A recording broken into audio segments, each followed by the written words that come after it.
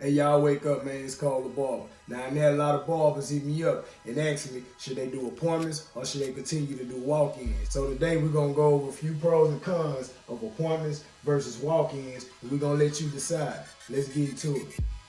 Alright, so first, we're going to go over a few pros and cons of appointment. Alright, so first we got time management. You'll know what time you're going to go to the shop and what time you're going to leave the shop. You'll be able to revolve your life around your work schedule and maybe add some extracurricular activities, you know what I'm saying, working out or any type of hobby or whatever. You can kind of organize your time better.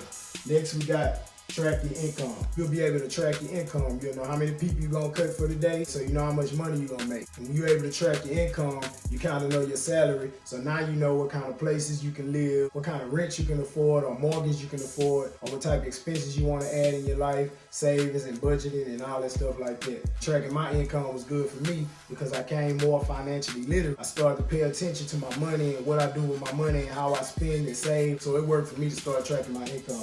Next, we got weed out unworthy clientele. Now, I'm gonna tell you right now, when you start doing appointments, a lot of people gonna leave. For me, when I start doing appointments, I actually gain more clientele because I perceive myself as a professional, booking appointments and stuff like that. The bullshit people, you're gonna weed them out. I'm gonna tell you right now, you're gonna get more organized and professional clients because that's the way you set your business up. This is one of the most fearful areas when barbers decide they wanna start doing appointments. They think they're gonna lose clients. You're only gonna lose the clients that ain't got their shit together.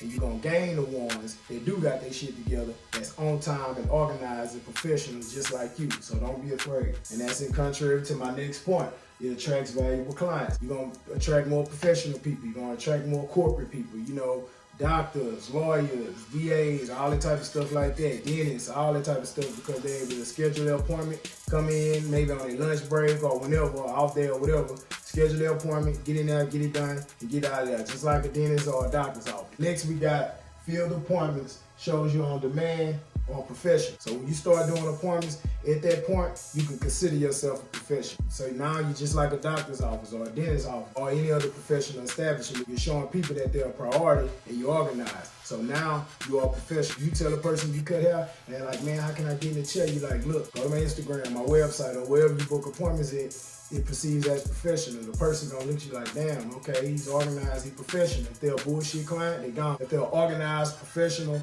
worthy client, then they're gonna lock in with you. All right, so now we're gonna go over some of the cons of appointments. First and foremost, we got miss walk-in money. Of course, you're gonna miss all the walk-in money. Somebody come in the shop, they're like, hey man, who's the next available? You're like, man, hey, I do appointments. This person just trying to get it cut right now, you miss their money. You understand what I'm saying? Because you do appointments, you got people come in on scheduled time, you don't got no room to take no extra people. Like I said, that can work with you or against you. Because if this person see you take appointments, they might get even more interested and ask you for your booking info so they can book for the future. Or it becomes a bad situation because you missed that money. But you can't cut everybody, and everybody in the shop gotta eat.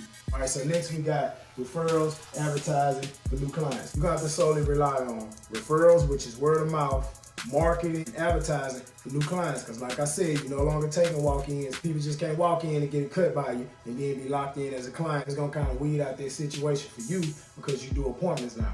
All right, so next we got complaints if off schedule. If you're off schedule, people gonna complain. You got to learn how to communicate with clients when you running a few minutes later. Sometimes you're gonna be off schedule. You have to go up to them and say, hey man, we're running a few minutes late, yada, yada, yada. All right, next we got can't tend to emergencies. You won't be able to tend to emergencies the same way you would if you was doing walk-ins. Reason being, say for instance you got kids like me. If the school call and say, hey, your kid's sick, you gotta come pick your kid up, and you do appointments. At that point, it's gonna be very difficult for you to have to tell all these people why you gotta leave. You're gonna try to find somebody else to get your kid from school. You gotta get some discounts or whatever you gotta do to accommodate your client for you being late. Next, we got missed appointments, lose money, and no booking fee. Say if somebody booked with you, got 30-minute slots and they missed their appointment. That's just money missed for you because remember, people know you do appointments, so they ain't just gonna be walking in, and that's a dead 30-minute slot if you don't have a booking fee. But even if you have a booking fee and a person missed their appointment, you still gonna lose their full amount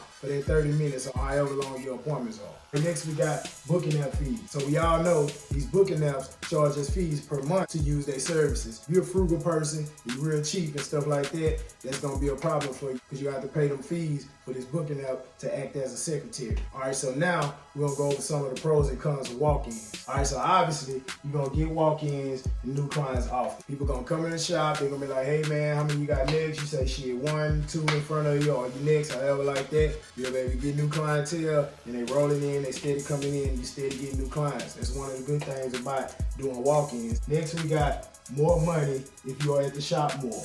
The more you're at the shop, the more money you make. Because like I said, you're doing walk-ins now. You come there at the top of the morning, you leave late at night, people gonna come all day and all night. As long as you couldn't, they know you there, they gonna come. Next we got people like barbers they can pull up on. People like a barber they can call, say, hey man, I'm on my way, how many you got? Shit, you next. Shit, it's 2 in front of you, 3 in front of you, however they go like that. You know what I'm saying? People like that. Of course, these are the unorganized people, the people that really just ain't got it all together. So now we're gonna go over some of the cons of walk-ins. First off, we got all types of clients. You're gonna get all types of clients. You're gonna get organized clients, unorganized clients, unworthy clients, worthy clients, professional clients, unprofessional clients. You're gonna get all types of clients because you're doing walk-in, you just take them as they come, you're taking it all. And that could be difficult if you ain't the type of person that deal with all these different type of personalities and shit like that.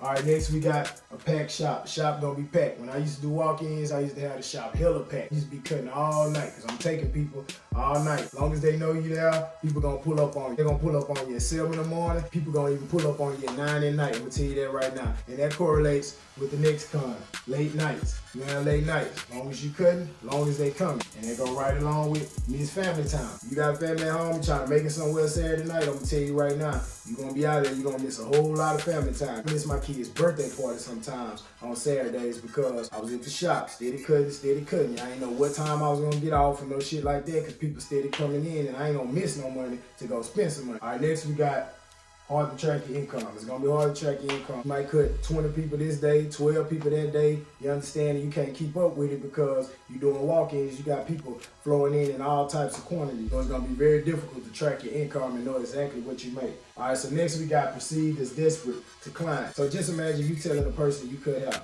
and they're interested in your services and they like, hey man, how can I get a cut? You like, hey man, just come anytime.